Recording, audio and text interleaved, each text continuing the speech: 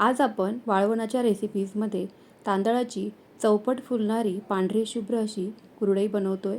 पारंपरिक पद्धतीने कुरडई बनवण्याचा जर का तुम्हाला वेळ नसेल तर या पद्धतीने तुम्ही तांदळाची कुरडई नक्कीच बनवू शकता। कोणाच्या लक्षातही येणार नाही अशा पद्धतीची ही तांदळाची कुरडई मस्त अशी बनवून तयार होते। अशा या तांदळाच्या कुरडया मी पहिल्या दिवशी घरातच माझ्या गॅलरीमध्ये बनवल्या आणि दुसऱ्या दिवशी कडकडीत उन्हामध्ये वाळवल्या। कुरडया अगदी मस्त बनवून तयार झालेल्या आहेत आणि खाली अगदी कागदाला एकही थेंब तेलाचा न वापर करता इथे ह्या कुरडया बनवून तयार झालेल्या आहेत। या तांदळाच्या कुरडया बनवायला अगदी सोप्या आहेत आणि खूप झटपट आणि पटकन अशा या कुरडया मस्तपैकी बनवून तयार होतात। अगदी चौपट फुलणाऱ्या ह्या कुरडया बनतात। अशी ही सोपी आणि झटपट रेसिपी जर तुम्हाला आवडली तर लाईक शेअर सबस्क्राईब करायला अजिबात विसरू नका। चला तर मग फ्रेंड्स, वेळ न घालवता पटकन रेसिपीला सुरुवात करूया। अशा या तांदळाच्या कुरडया बनवण्यासाठी इथे आपल्याला तांदळाचे पीठ लागणार आहे। आता हे पीठ तयार कसे केले ते मी सांगते। सुरुवातीला काय करायचे, आपल्याला रेशनचा कुठलाही जाड तांदूळ घ्यायचा आहे आणि तांदळामध्ये काही खडे वगैरे असेल तर ते स्वच्छ करून घ्यायचे। त्यानंतर स्वच्छ पाण्याने आपल्याला हे तांदूळ धुवून घ्यायचे आणि घरातच आपल्याला फॅनच्या हवेखाली हे तांदूळ सुकवून घ्यायचे। उन्हामध्ये अजिबात ठेवायची गरज नाही। त्यानंतर गिरणीतून असं आपल्याला पीठ दळून आणायचं आहे। आता बघा, इथे मी 1 वाटी पीठ घेतलेलं आहे। आता ते मोठ्या इथे भांड्यामध्ये मी हे पीठ काढून घेते। आता ज्या वाटीने इथे पीठ मोजलं आपण त्याच वाटीने इथे काय करायचं, आपल्याला पाणी मोजून घ्यायचं आहे। दुप्पट पाणी इथे आपण वापरणार आहोत। जेवढं आपलं तांदळाचं पीठ आहे त्याच्या दुप्पट आपण इथे पाणी वापरणार आहे। तर तुम्ही इथे जर तुमच्याकडे एखादं पातेलं असेल तर ते पातेलं फिक्स करा आणि त्याच पातेल्याने तुम्हाला इथे 2 पातेले मोजून पाणी घ्यायचं आहे। जर तुम्ही 1 पातेलं पीठ घेतलं असेल तर तुम्हाला इथे 2 पातेलं पाणी घ्यायचं आहे। 1 वाटी तांदळाच्या पिठासाठी इथे मी 1.5 चमचा मीठ घातलंय आणि अर्धा चमचा इथे आपल्याला पापडखार घालायचं आहे। पापडखार घातल्यामुळे आपले पापड छान असे हलके फुलके बनून तयार होतात। आता हे पाणी आपल्याला गरम करून घ्यायचं, हलकंसं, जास्त गरम पण नाही करायचं। त्यानंतर आपण जे पीठ मोजून घेतलेलं ते पीठ हळूहळू या पाण्यामध्ये सोडायचं आहे। जर तुमच्याकडे कोणी असेल मदतीला तर त्यांना मदतीला घ्या किंवा तुम्ही एका हाताने हे पीठ हलवायचं आहे आणि दुसऱ्या हाताने हळूहळू काय करायचं, हे पीठ सोडायचं आहे ह्या पाण्यामध्ये। आता बघा, अशा प्रकारे जास्त जर पाणी गरम होऊ दिलं नाही तर गुठळ्या होत नाहीत। सुरुवातीला कोमट आहे पाणी तेच आपल्याला पीठ मिक्स करायचं आहे। त्यामुळे काय होईल की आपल्या ज्या पिठाच्या गुठळ्या होणार नाहीत आणि आपलं सुटसुटीत असं हे पीठ बनून तयार होईल। आता बघा, इथे सगळंच पीठ माझं घालून झालंय। त्यानंतर मी हे सगळं मिक्स करून घेते व्यवस्थित। गॅस इथे आपल्याला मंदच ठेवायचा आहे। मंद गॅसवरच आपल्याला इथे हे पीठ अशा प्रकारे तयार करून घ्यायचंय।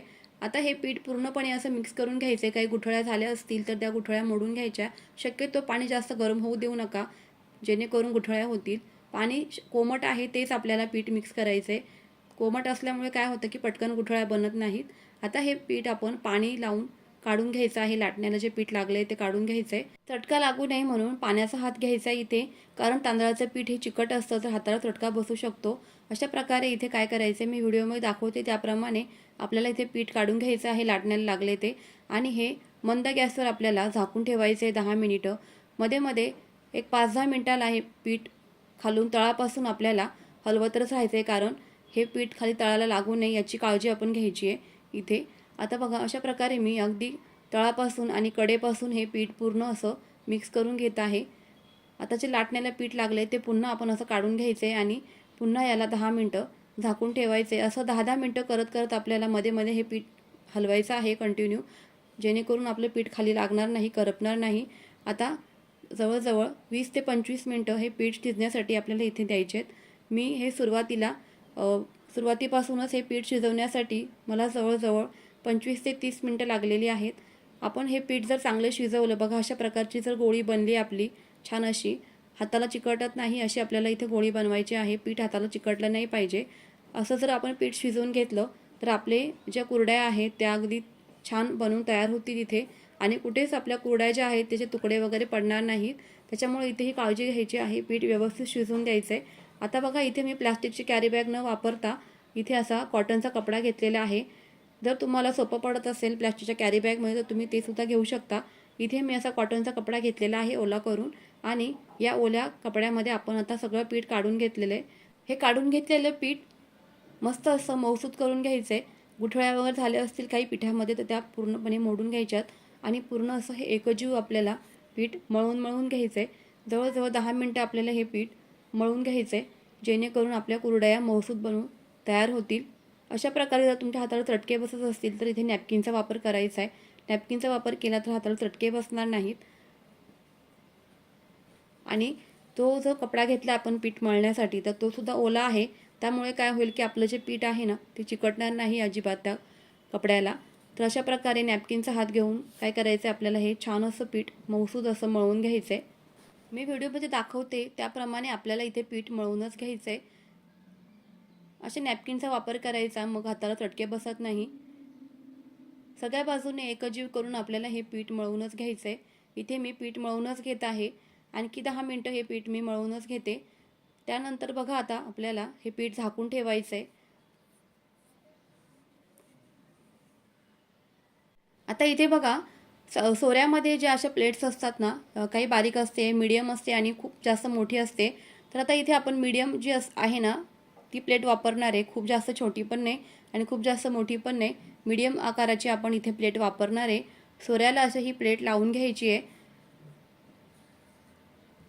आणि त्याच्यामध्ये असं चमच्याच्या साहाय्याने पीठ भरून घ्यायचे, जेणेकरून हाताला चटके बसणार नाही किंवा हाताला पीठ चिकटणार नाही, म्हणून चमच्याने पीठ भरायचे. आणि कागदाला जराही तेलाचा थेंब लावायचा नाही आणि सोऱ्याला सुद्धा इथे तेल लावायचं नाही. बघा किती छान आपली मस्त पांढरी शुभ्र इथे कुरडई बनून तयार झालेली आहे. अगदीच कुठे तुटली नाही किंवा मस्त आपली इथे कुरडई इथे बनून झालेली आहे. तुम्ही बघू शकता एकदम पांढरी शुभ्र अशी कुरडई इथे बनून तयार झाली आहे.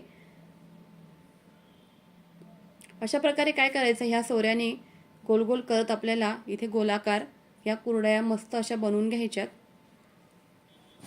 आपण इथे जे प्रमाण घेतलं होतं म्हणजे 1 वाटी आपण तांदळाचं पीठ घेतलं होतं, तर तेवढ्या पिठामध्ये बरोबर 30 कुरडया इथे बनवून झालेल्या आहेत.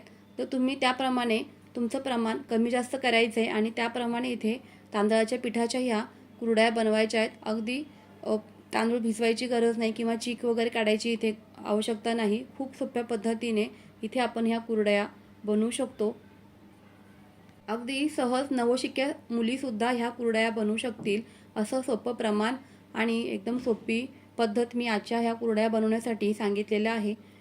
सुरुवातीला काय करायचं आहे की पीठ चांगलं आपल्याला शिजवूनच द्यायचं आहे. चांगलं पीठ जर आपण शिजवून घेतलं तर कुठेच अडचण येत नाही. तर ही स्टेप तुम्ही नक्की फॉलो करा आणि मस्त अशा ह्या पांढऱ्या शुभ्र कुरडया बनवा.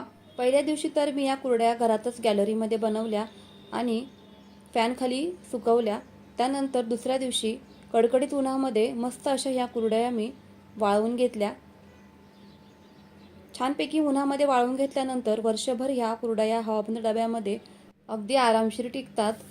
बनवायलाही खूप सोप्या आणि कुठल्याच प्रकारचा तामझाम नाही आणि खूपच सोप्या अशा ह्या कुरडया इथे बनवून तयार झालेल्या आहेत. तुम्ही बघू शकताय.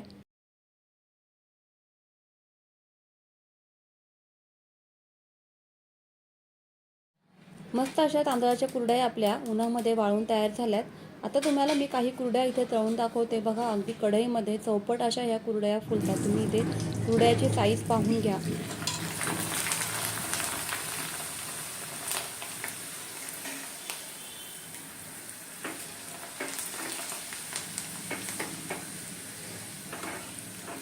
अगदी गव्हाच्या कुरडयासारख्या मस्त अशा ह्या तांदळाच्या कुरडयासुद्धा बनवून तयार होतात आणि चवीला देखील खूप चविष्ट लागतात. तुम्हाला जर आजची ही रेसिपी आवडली असेल तर रेसिपी तुम्ही नक्की या उन्हाळ्यामध्ये ट्राय करा आणि व्हिडिओला लाईक शेअर सबस्क्राईब करायला अजिबात विसरू नका. चला तर मग फ्रेंड्स, पुन्हा भेटूयात अशाच नवनवीन रेसिपीसोबत. तोपर्यंत friends, always keep smiling and keep cooking. Bye bye.